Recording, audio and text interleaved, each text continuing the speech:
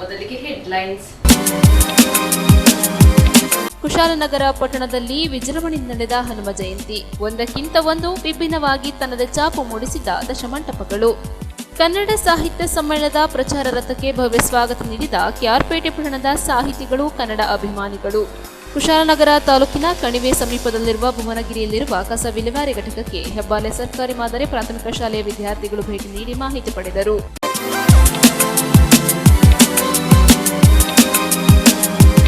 ಕುಶಾಲನಗರ ಪಟ್ಟಣದಲ್ಲಿ ಬಹಳ ವಿಜೃಂಭಣೆಯಿಂದ ನಡೆದ ಹನುಮ ಜಯಂತಿ. ಒಂದಕ್ಕಿಂತ ಒಂದು ವಿಭಿನ್ನವಾಗಿ ತನ್ನದೇ ಆದ ಛಾಪನ್ನು ಮೂಡಿಸಿದ ದಶಮಂಟಪಗಳು. ಕೊಡಗು ಜಿಲ್ಲೆಯ ಕುಶಾಲನಗರ ಪಟ್ಟಣದಲ್ಲಿ ಶ್ರೀ ರಾಮಾಂಜನೇಯ ಉತ್ಸವ ಸಮಿತಿ ದೇವಸ್ಥಾನ ಸೇವಾ ಟ್ರಸ್ಟ್, ಶ್ರೀ ಆಂಜನೇಯ ಸೇವಾ ಸಮಿತಿ ವತಿಯಿಂದ 39ನೇ ವರ್ಷದ ಹನುಮ ಜಯಂತಿ ಕಾರ್ಯಕ್ರಮವನ್ನು ಹಮ್ಮಿಕೊಳ್ಳಲಾಗಿತ್ತು. ಹನುಮ ಜಯಂತಿಯ ಅಂಗವಾಗಿ ಶೋಭಾಯಾತ್ರೆಯೊಂದಿಗೆ ವೈಭವದ ಉತ್ಸವವಾದ ಹನುಮ ಜಯಂತ್ಯುತ್ಸವ ಒಂದಕ್ಕಿಂತ ಒಂದು ವಿಭಿನ್ನವಾಗಿ ತನ್ನದೇ ಆದ ಛಾಪನ್ನು ಮೂಡಿಸಿದ ದಶಮಂಟಪಗಳು. ಲಕ್ಷಾಂತರ ಭಕ್ತರ ಸಮ್ಮುಖದಲ್ಲಿ ಬೆಳಕಿನ ವೈಭವದೊಂದಿಗೆ ಸಾಗಿದ ಹನುಮ ಉತ್ಸವ. ಕುಶಾಲನಗರ ಪಟ್ಟಣದ ಎಚ್ಆರ್ಪಿ ಕಾಲೋನಿ, ಕೂಡಿಗೆ, ಗೋಪಾಲ್ ಸರ್ಕಲ್, ಗುಡ್ಡೆಹೊಸೂರು, ಮಾದಪಟ್ಟಣ, ಹಾರಂಗಿ ಮುಂತಾದ ವಿವಿಧೆಡೆಗಳಿಂದ ಬಂದ ದಶಮಂಟಪಗಳು ಕುಶಾಲನಗರ ಪಟ್ಟಣದ ಗಣಪತಿ ದೇವಾಲಯದ ಮುಂಭಾಗ ಜಮಾವಣೆಗೊಂಡು ಪ್ರದರ್ಶನಗೊಂಡವು. ಭಕ್ತಾದಿಗಳ ಹನುಮ ಹನುಮ ಜೈ ಹನುಮ, ರಾಮ ರಾಮ ಎಂದು ಜಯ ಘೋಷಗಳೊಂದಿಗೆ ದಶಮಂಟಪಗಳನ್ನು ನೋಡಿ ಕಣ್ತುಂಬಿಕೊಂಡರು.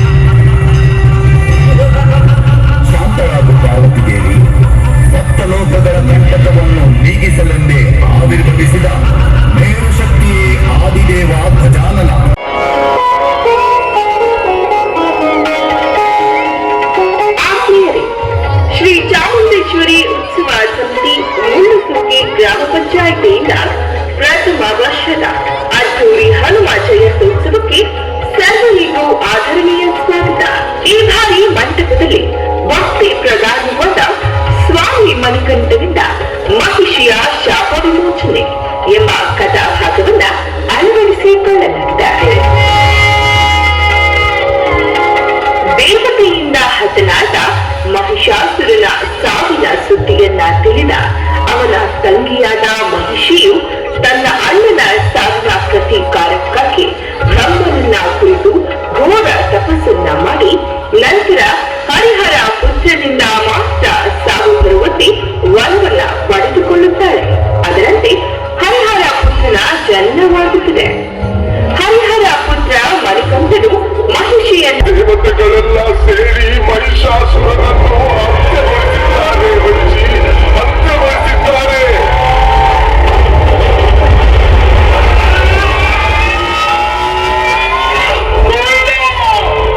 ಮಹಿಷಾಸುರ ಎಂದರೇನು, ಅವನ ಸಾವು ಎಂದರೇನು? ಯಾರ ಹುಲಿಗಳನ್ನು ನೋಡಿದರೆ ಬ್ರಹ್ಮ ವಿಷ್ಣು ಮಹೇಶ್ವರರೇ ಎದರಿ ಅದೃಶ್ಯನಾಗುತ್ತಿದ್ದರು. ಯಾರ ಧ್ವನಿಯನ್ನು ಕೇಳಿದರೆ ಅಷ್ಟದಿಂದ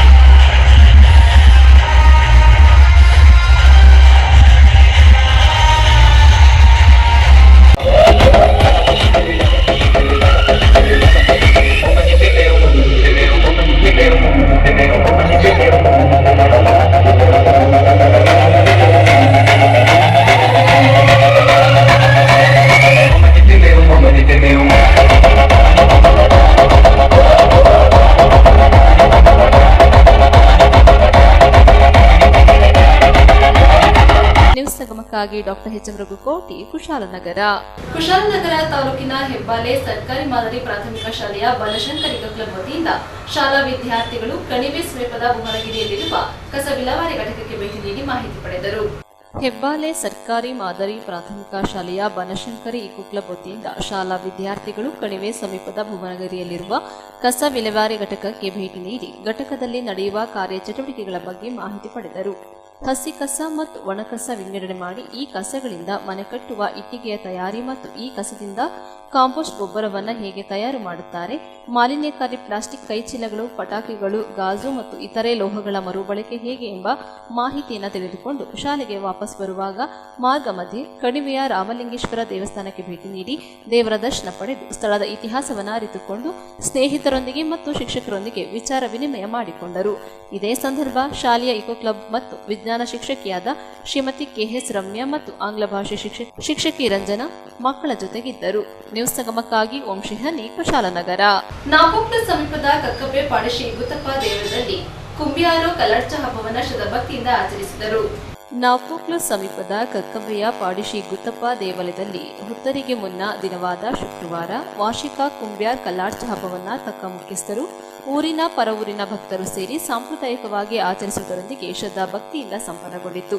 ಈ ಗುತ್ತಪ್ಪ ಸನ್ನಿಧಿಯಲ್ಲಿ ದೇವತಕರಾದ ಪರದಂಡ ಕುಟುಂಬಸ್ಥರ ಎತ್ತು ಹೋರಾಟದೊಂದಿಗೆ ದೇವಾಲಯಕ್ಕೆ ತಲುಪಿ ಎತ್ತು ಹೋರಾಟವನ್ನು ಒಪ್ಪಿಸಲಾಯಿತು. ನಂತರ ಭಕ್ತಾದಿಗಳಿಂದ ತುಲಭಾರ ಸೇವೆ ಸೇರಿದಂತೆ ಹಾಲು, ಬಲಿವಾಡು, ಹರಕೆ ಇನ್ನಿತರ ಪೂಜೆಗಳನ್ನು ನೆರವೇರಿಸಿದ ಬಳಿಕ ಮಹಾಪೂಜೆ ಜರುಗಿ ಭಕ್ತಾದಿಗಳಿಗೆ ತೀರ್ಥ, ಪ್ರಸಾದ, ಅನ್ನ ಸಂತರ್ಪಣೆ ನೆರವೇರಿತು. ನಂತರ ದೇವರ ನಡೆಯಲ್ಲಿ ನಿಂತು ತಕ್ಕ ಮುಖ್ಯಸ್ಥರು ನಾಡಿನ ಸುಭಿಕ್ಷೆಗಾಗಿ ಪ್ರಾರ್ಥನೆ ಸಲ್ಲಿಸಿದ ಬಳಿಕ ದೇವರ ಪ್ರದರ್ಶನ, ಬಲಿ ಜರುಗಿ ಎತ್ತು ಹೋರಾಟದೊಂದಿಗೆ ತಕ್ಕ ಮುಖ್ಯಸ್ಥರು, ಭಕ್ತಾದಿಗಳು ಇಗ್ಗುತ್ತಪ್ಪ ದೇವರ ಆದಿಸ್ಥಳವಾದ ಮಲ್ಮ ಬೆಟ್ಟಕ್ಕೆ ಶ್ರದ್ಧಾಭಕ್ತಿಯಿಂದ ತೆರಳಿದರು. ಇದೇ ಸಂದರ್ಭ ಪೇರೂರು ಹಾಗೂ ನೆಲದಿ ಶ್ರೀ ಗುತ್ತಪ್ಪ ದೇವಾಲಯದ ತಕ್ಕ ಮುಖ್ಯಸ್ಥರು ಎತ್ತು ಹೋರಾಟದೊಂದಿಗೆ ಮಲ್ಮಕ್ಕೆ ಆಗಮಿಸಿದರು. ಅರ್ಚಕರು ಶುದ್ಧ ಕಲಶ ಪೂಜಾ ಕಾರ್ಯಕ್ರಮವನ್ನು ನೆರವೇರಿಸಿ ಎತ್ತು ಹೋರಾಟ ದುಡಿಕೊಟ್ಪಾಟ್ ನೆರವೇರಿಸಿದರು. ಬಳಿಕ ಎತ್ತು ಹೋರಾಟದ ಅಕ್ಕಿಯನ್ನು 3 ಭಾಗ ಮಾಡಿ ನೆಲಜಿ, ಪೇರೂರು ಹಾಗೂ ಪಾಡಿ ದೇವಾಲಯದ ತಕ್ಕ ಮುಖ್ಯಸ್ಥರು ಹಂಚಿಕೊಂಡು ದೇವರ ಕಟ್ಟು ಸಡಿಲಿಸಿ ನಾಡಿನ ಸುಭಿಕ್ಷೆಗಾಗಿ ವಿಶೇಷ ಪ್ರಾರ್ಥನೆ ಸಲ್ಲಿಸಲಾಯಿತು.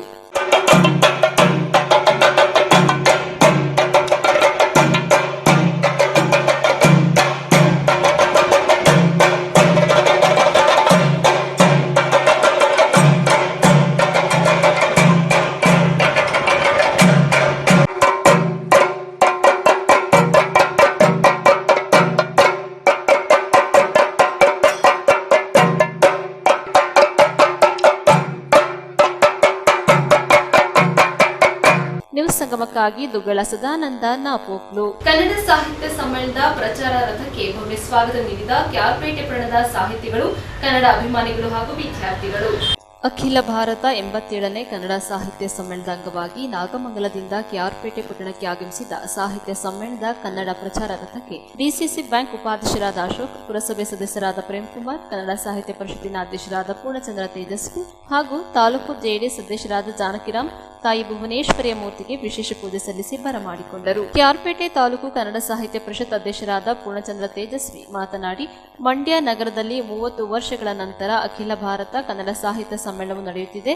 ಡಿಸೆಂಬರ್ 20, 21 ಹಾಗೂ 22ರಂದು ನಡೆಯಲಿರುವ ಅಕ್ಷರ ಜಾತ್ರೆಯಲ್ಲಿ ತಾಲೂಕಿನ ಜನತೆ ಸೇರಿದಂತೆ ಯುವಜನರು ಹಾಗೂ ವಿದ್ಯಾರ್ಥಿಗಳು ಸಾವಿರಾರು ಸಂಖ್ಯೆಯಲ್ಲಿ ಆಗಮಿಸಿ ಸಮ್ಮೇಳನವನ್ನು ಯಶಸ್ವಿಗೊಳಿಸಿಕೊಡುವ ಜೊತೆಗೆ ಮಂಡ್ಯ ಜಿಲ್ಲೆಯಲ್ಲಿ ನಡೆಯುತ್ತಿರುವ 87ನೇ ಅಖಿಲ ಭಾರತ ಸಾಹಿತ್ಯ ಸಮ್ಮೇಳನವು ಇತಿಹಾಸದ ಪುಟಗಳಲ್ಲಿ ದಾಖಲಾಗುವಂತೆ ಮಾಡಬೇಕು ಎಂದರು.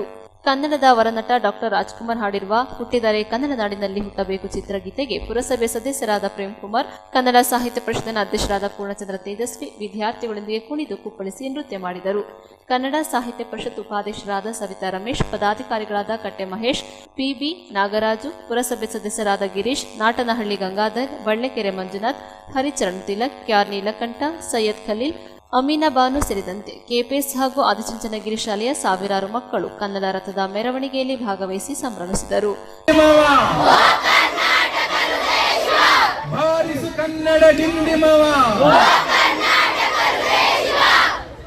ಕೃಷ್ಣರಾಜಪೇಟೆ ತಾಲೂಕಿನ ಸಮಸ್ತ ಕನ್ನಡದ ಬಂಧುಗಳೇ,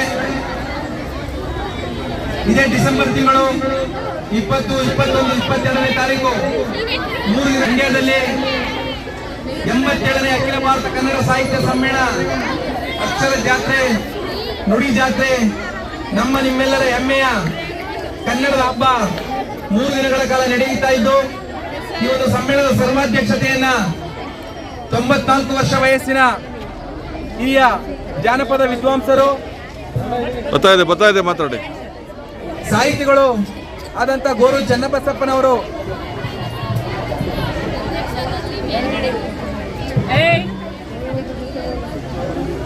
ಈ ಒಂದು ಸಮ್ಮೇಳನದ ಜಿಲ್ಲಾಧಿಕಾರಿಗಳ ಸಭಾಂಗಣದ ವತಿಯಿಂದ ನಮ್ಮ ಸಮ್ಮೇಳನದ ಸ್ಥಳ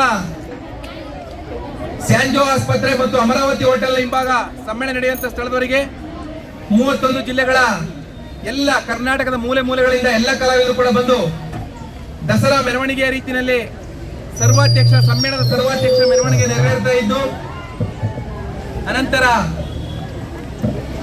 ಪ್ರಧಾನ ವೇದಿಕೆಯಲ್ಲಿ ಕಾರ್ಯಕ್ರಮ ಉದ್ಘಾಟನೆ ಆಗಲಿದೆ. ಈ 3 ದಿನಗಳ ಕಾಲ ಬರುವಂತ ಎಲ್ಲ ಸಾಹಿತ್ಯಾಸಕ್ತರಿಗೆ ರುಚಿಕರವಾದ ಬೆಳಗಿನ ತಿಂಡಿ, ಮಧ್ಯಾಹ್ನದ ಊಟ, ರಾತ್ರಿಯ ಊಟ ಮತ್ತು ಸಂಜೆಯ ಉಪಹಾರದೊಂದಿಗೆ ಬರುವಂತ ಎಲ್ಲ ಕನ್ನಡದ ಸರ್ವ ಸದಸ್ಯರಿಗೂ ಕೂಡ ಕನ್ನಡಾಭಿಮಾನಿಗಳಿಗೆ ಒಂದು ಭೋಜನದ ವ್ಯವಸ್ಥೆಯನ್ನು ಕೂಡ ಏರ್ಪಾಡು ಮಾಡಿದ್ದು, 3 ದಿನಗಳ ಕಾಲ ಸುಮಾರು 31 ಗೋಷ್ಠಿಗಳು ಪ್ರಧಾನ ವೇದಿಕೆ ಮತ್ತು ಸಮಾನಾಂತರ ವೇದಿಕೆಗಳಲ್ಲಿ ನಡೀತಾ ಇದೆ. ಮತ್ತು ಮಂಡ್ಯ ಜಿಲ್ಲೆಯ ಎಲ್ಲ ಪಂಚಾಯಿತಿ ಕೇಂದ್ರಗಳಿಗೂ ಕೂಡ ಉಚಿತವಾಗಿ ಬಸ್ ವ್ಯವಸ್ಥೆಯನ್ನು ಕೂಡ ಮಾಡಲಾಗಿದೆ. ಆದ್ರಿಂದಾಗಿ ಅದರಲ್ಲೂ ಕೂಡ ವಿಶೇಷವಾಗಿ ತಾವೆಲ್ಲ ವಿದ್ಯಾರ್ಥಿಗಳು ತಮ್ಮ ಬಂಧುಗಳೊಡಗೂಡಿ, ತಮ್ಮ ತಂದೆ ತಾಯಿಗಳೊಡಗೂಡಿ, ತಮ್ಮ ಶಿಕ್ಷಕರೊಡಗೂಡಿ ಈ ಅಕ್ಷರ ಜಾತ್ರೆಗೆ ತಾವು ಬರಬೇಕು. ಕೃಷ್ಣರಾಜಪೇಟೆ ತಾಲೂಕಿನ ಸಮಸ್ತ ಕನ್ನಡಿಗರು ಕೂಡ ಬಂದು ಈ ಅಕ್ಷರ ಜಾತ್ರೆಯಲ್ಲಿ ಪಾಲ್ಗೊಂಡು ಈ ಅಕ್ಷರ ಜಾತ್ರೆಯನ್ನು ಯಶಸ್ವಿಗೊಳಿಸಿಕೊಡ್ಬೇಕು. ಸುಮಾರು 30 ವರ್ಷಗಳ ನಂತರ ಈ ಒಂದು ಅಕ್ಷರ ಜಾತ್ರೆ ನಮ್ಮ ಮಂಡ್ಯ ಜಿಲ್ಲೆಯಲ್ಲಿ ನಡೀತಾ ಇದೆ.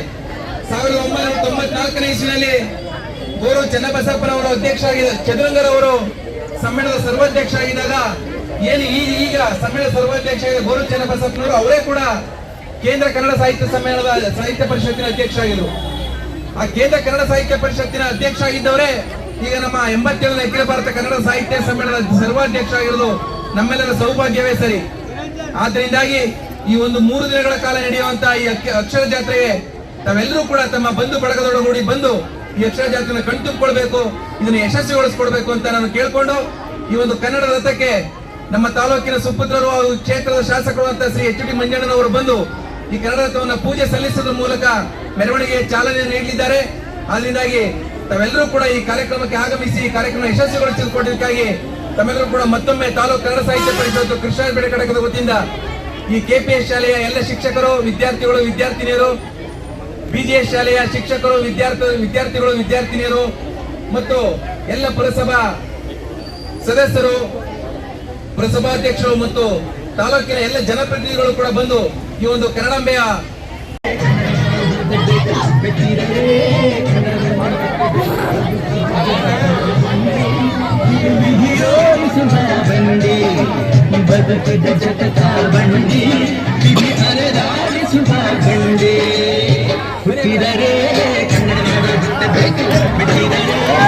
ಹಿಂದೆ ಹಲೋ ಹಿಂದೆ ಸುನಿ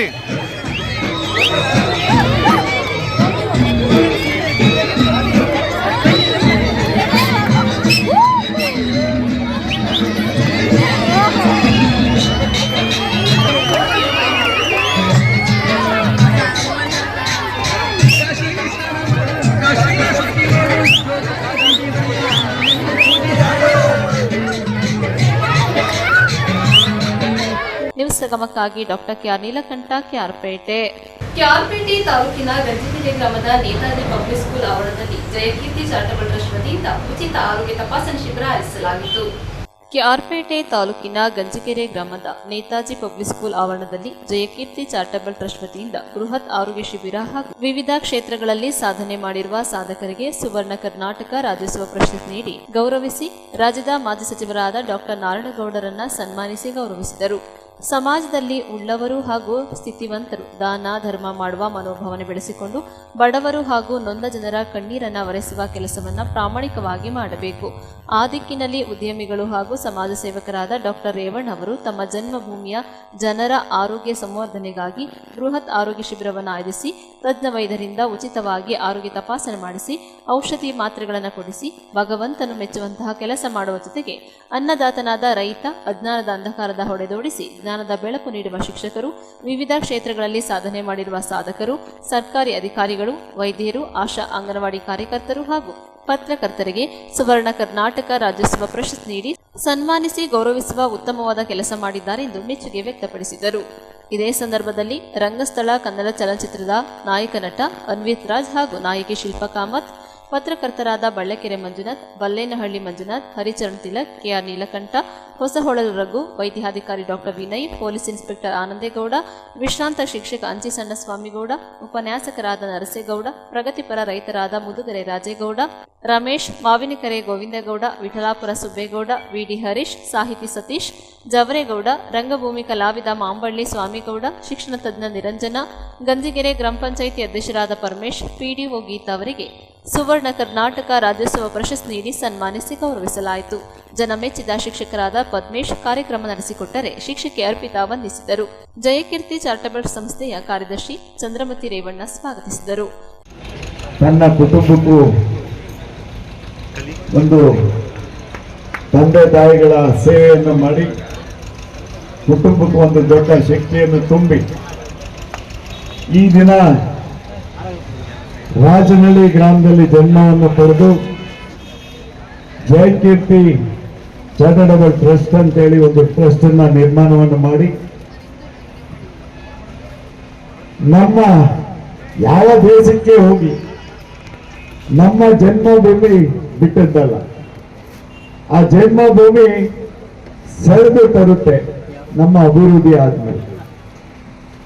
ನಮ್ಮ ಹೊಟ್ಟೆ ಬಟ್ಟೆ, ನಮ್ಮ ಕುಟುಂಬ, ನಮ್ಮ ಅಕ್ಕಪಕ್ಕದವರ ಸೌಲಭ್ಯ ಆದ್ಮೇಲೆ ನನ್ನ ಗ್ರಾಮ, ನನ್ನ ತಾಲೂಕು ಅನ್ನೋ ಭಾವನೆ ಬರುತ್ತೆ.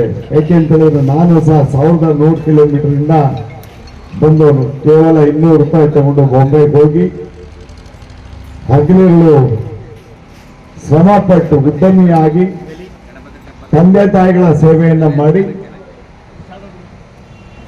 ಮಹಾರಾಷ್ಟ್ರದಲ್ಲಿ ಸೇವೆ ಮಾಡ್ತಾ ಇದ್ದಂಥ ಸಂದರ್ಭದಲ್ಲಿ ನನ್ನ ತಾಯಿ ಹುಟ್ಟೂರನ್ನ ಮರಿಬೇಡ ಅಂತೇಳಿ ನನಗೆ ವಚನವನ್ನ ತಗೊಂಡು ನಾನು ಒಂದು ಟ್ರಸ್ಟ್ ಅನ್ನ ಚಿಕ್ಕದಾಗಿ ತಂದೆ ತಾಯಿಗಳ ಹೆಸರಲ್ಲಿ. News ಸಂಗಮಕ್ಕಾಗಿ doctor K R Neelakantha, KR Pete. ಮತ್ತೊಮ್ಮೆ ಹೆಡ್ಲೈನ್ಸ್.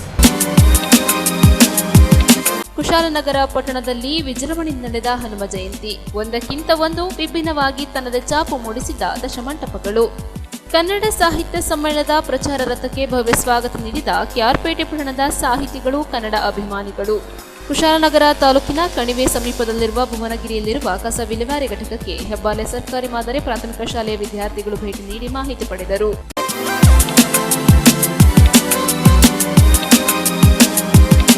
ನ್ಯೂಸ್ ಸಂಗಮ ಮುಕ್ತಾಯವಾಯಿತು. ಸುದ್ದಿ, ಮಾಹಿತಿ, ಮನೋರಂಜನೆಗಾಗಿ ನೋಡ್ತಾ ಇರಿ ಸಂಗಮ ಟಿವಿ. ವಂದನೆಗಳೊಂದಿಗೆ ಸುಪ್ರಿಯ.